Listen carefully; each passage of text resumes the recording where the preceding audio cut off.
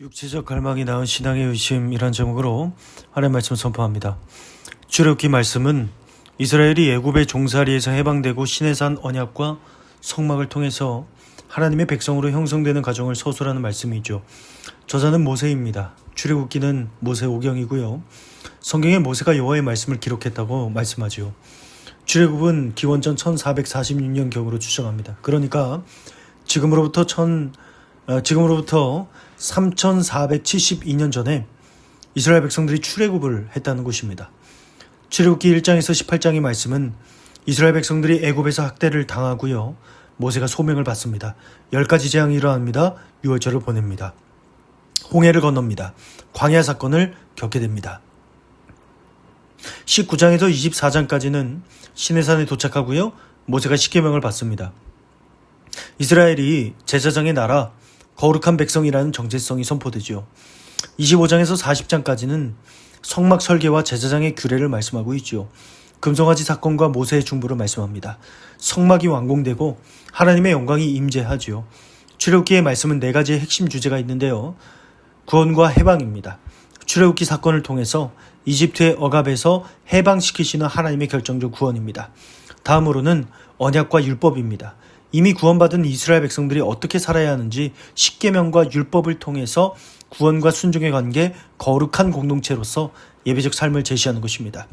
그리고 임재와 예배입니다. 성막은 하나님께서 이스라엘 백성 가운데 거하시며 거룩함과 속죄를 통해서 하나님에게 나아가는 길이 열려 있음을 상징하는 것이었습니다. 마지막은 정체성과 소명입니다.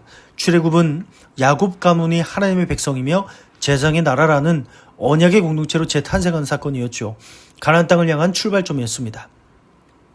오늘 본문의 출애굽기 17장의 말씀은 광야 여정 중에 이스라엘 백성들이 겪은 2가지 사건을 말씀하고 있습니다.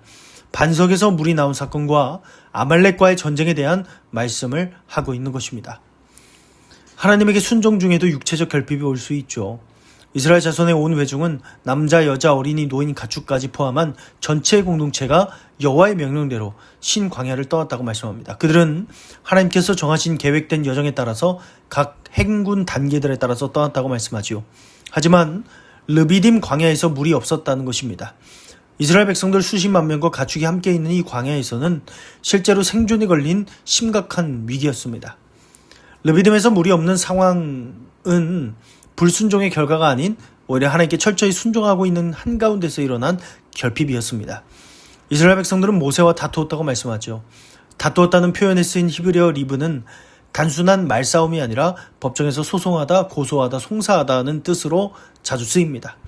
그래서 이스라엘 백성들이 모세에게 우리에게 물을 주어서 마시게 하라는 말은 그 말 안에 모세 뒤에 계신 하나님을 피고석에 세우는 법정적 갈등의 뉘앙스를 담고 있는 것입니다.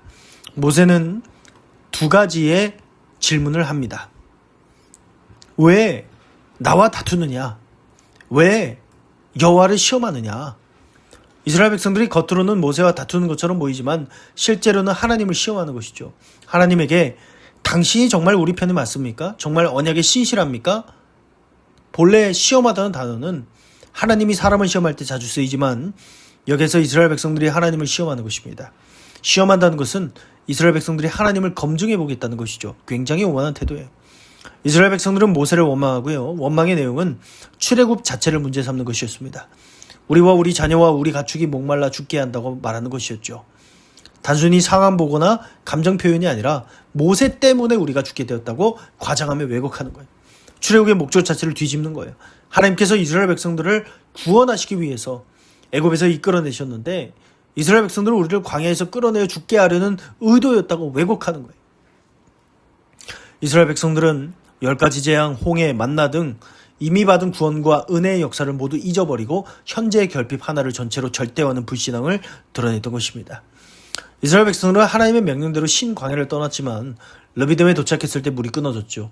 이스라엘 백성들은 완전히 순종의 행군을 했지만 극심한 육체적 결핍을 겪은 것입니다. 이스라엘 백성들은 단 한 번의 육체적 결핍 때문에 하나님을 상대로 언약 소송을 제기했죠. 물이 없어서 하나님을 바로 대적하는 거예요. 물이 없게 되자 하나님께서 애굽에서 끌어내어서 우리를 다 죽게 하려 한다고 진실을 왜곡합니다. 하나님의 모든 은혜를 다 잊어버리는 거예요. 우리가 믿음으로 살아가며 하나님 말씀에 순종하며 살아갈 때에 때로는 육체적 결핍이 생길 수 있습니다. 어려움 겪을 수 있습니다. 그럴 때 하나님 원망하는 거예요. 하나님 말씀대로 살았는데 왜 육체적 결핍이 생기는지 하나님에게 따지는 거예요. 대적하는 거예요. 우리는 하나님의 은혜를 기억해야 됩니다. 하나님께서 나에게 기적적으로 베푸셨던 그 은혜를 기억하며 때로는 육체적 결핍이 오더라도 끝까지 하나님 신뢰하며 하나님 말씀의 기쁨으로 순종해야 되는 것입니다. 육체적 결핍 앞에서 사람은 신뢰와 불평 중에 선택하는데요. 모세는 조금 있으면 이스라엘 백성들이 내게 돌을 던지겠다고 하나님께 호소합니다. 고대 이스라엘에서 돌로 친다는 것은 개인적인 분노가 아니라 공동체가 죄인으로 판단한 자를 처형하는 공개적 사용 방식이었죠. 지금의 위기는 이스라엘 백성들의 물 부족을 넘어서 지도자인 모세가 이스라엘 백성들의 공적인 죄인으로 간주되어 공동체 자체가 붕괴 직전까지 몰린 상황이었습니다. 하나님께서 모세에게 3가지를 명령했죠. 백성 앞을 지나서 이스라엘 장로들을 데리고 나일강을 치던 지팡이를 손에 잡고 가라. 이스라엘 백성 앞에서 물 부족의 문제를 공개적으로 해결하겠다는 것이죠. 이스라엘 장로들은 공동체를 대표하는 지도자들이었습니다. 이들과 함께 감으로써 지금 일어나는 일을 공식적으로 목격하고 증언하라는 것이었습니다. 나일강을 치던 지팡이는 애굽에 내리신 재앙 때에 사용된 하나님의 권위와 심판의 상징이었습니다. 그 지팡이는 이스라엘을 심판하는 도구가 아닌 이스라엘을 살리는 도구로 사용하는 것이었습니다. 하나님께서는 이 사건을 개인적으로 해결하지 않고 이스라엘 공동체 전체가 보는 앞에서 해결합니다. 공개 재판의 형식으로 진행했죠. 하나님께서 호렙산에 있는 그 반석 위에 거기서 모세 너의 앞에 서리니 너는 그 반석을 치라. 이렇게 말씀해요. 보통은 사람이 하나님 앞에 서야 되지만 하나님께서는 모세 앞에 서겠다고 말씀해요. 하나님께서 스스로 자신의 법정의 중앙에 세우는 것입니다. 하나님께서 그 반석 위에 서 계시는 거예요. 모세가 실제로 치는 것은 반석이지만 하나님이 서 계신 그 자리가 타격 지점인 거예요. 마치 하나님이 치심을 받는 자리에 선 것처럼 보이게 되죠. 하나님께서 피고석에 서서 풍성한 물로 자신의 우와 임재를 입증하는 상징적 장면이 나오는 반석에서 물이 나오리니 이스라엘 백성들이 마시리라. 그 물은 간신히 목만 축이는 수준이 아니라 전체 회중과 가축이 맞을 수 있는 정도의 풍성한 공급이었어요. 하나님께서 이스라엘 백성들의 원망과 대적에도 불구하고 치시는 심판 대신에 물로 주시는 은혜로 응답하는 거예요. 모세와 이스라엘 백성들이 붕괴 직전에 이르렀을 때에 하나님께서 스스로 반석 위에서 치심을 당하는 자리에 서시고 그 자리에서 생명수를 흘려보내심으로 여전히 재판장이자 구원자이심을 드러내는 것입니다. 이스라엘 백성들은 육체적 결핍 중에 하나님을 신뢰하느냐 하나님에게 불평하는 애를 선택할 수 있었어요. 결국에 하나님을 고소하고 시험하는 소송의 길을 걸었죠. 그럼에도 불구하고 하나님께서 은혜 베푸셨어요. 하나님께서 전능하시기에 모든 사람이 알도록 은혜 베푸셔요.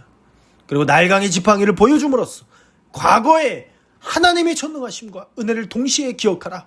모세를 통해서 메시지 보내는 우리의 삶의 때로는 육체적 결핍이 와서 하나님에게 불평하고 원망하고 하나님 시험할 때에 하나님께서 하나님의 전능하심과 과거의 은혜를 기억하게 하는 것입니다. 반석에서 물이 나오는 기적을 베푸는 호렙산 반석에서 물이 나오는 온 이스라엘 백성들이 호렙산 반석의 물을 마시게 되는 것처럼 육체적 결핍을 채워주시는 은혜를 베푸는 것입니다. 모세가 이스라엘 장로들의 목전에서 그대로 행했던 것처럼 하나님의 은혜가 모든 사람들이 알도록 증거되는 것.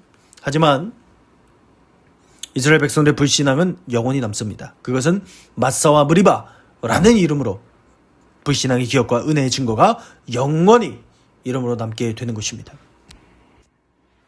불신앙과 하나님의 은혜는 이름으로 영원히 남지요. 마사는 시험하다에서 나온 말이고요. 무리바는 다투다 소송하다에서 나온 말입니다. 이 장소는 시험과 다툼의 자리였습니다. 하나님께서 사건의 본질을 꿰뚫고 계셨죠. 하나님께서 우리 중에 계신가 안 계신가의 다툼이었고요. 이스라엘 백성들은 하나님이 실제로 존재하시지 않거나 우리와 상관없는 분일 수 있다는 극단적인 의심을 했습니다. 하나님께서 이 언약 백성들 가운데 임재하는가를 의심하는 거예요. 이스라엘 백성들의 불신앙 사건이에요. 광야에서 하나님을 시험하는 거예요. 마사와 무리바라는 이름은 이스라엘 백성들의 불신앙과 다툼, 하나님을 향한 시험을 영원히 기억하게 하는 부끄러운 이름입니다.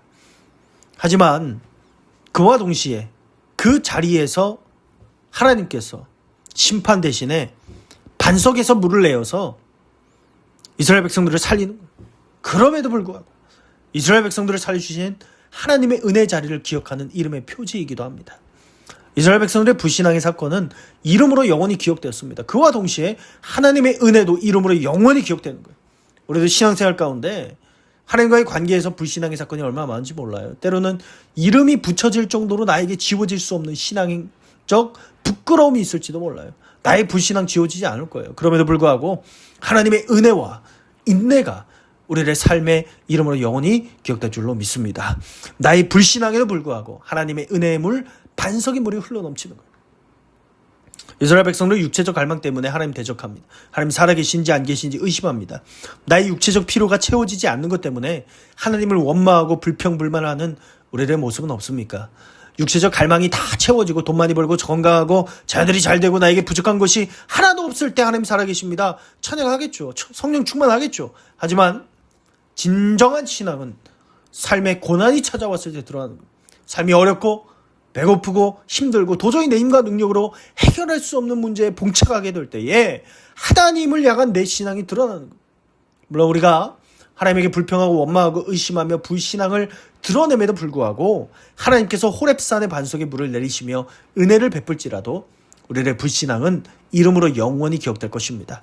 나일강 지팡이로 하나님의 은혜와 기적을 체험했음에도 불구하고 하나님의 은혜를 잊어버렸던 이스라엘 백성들처럼 우리들에게 하나님의 은혜가 너무나도 강력했던 그 과거의 은혜를 잊어버리고 지금 현실의 문제 때문에 육체적 결핍 때문에 하나님을 원망하고 하나님 살아계심을 부정하고 불평했던 나의 모습은 없습니까? 하나님 말씀대로 순종하며 살아가도 때로는 고난이 찾아오고 어려움이 있을 수 있죠. 그때 하나님을 불평하는 것을 선택하는 것이 아니라 하나님을 신뢰하며 기도로 승리하며 끝까지 순종의 길을 걸어가며 나갈 때에 하나님께서 호렙산 반석에 물을 주시는 은혜를 넘어서 더 큰 은혜로 응답해 주시는 하나님을 믿으시기 바랍니다. 육체적 결핍과 삶의 고난과 어려움 속에서도 끝까지 하나님 신뢰하며 순종하고 하나님 말씀대로 살아가는 주의 백성들, 하나님의 자녀들 다 되시기를 주의 이름으로 축원합니다.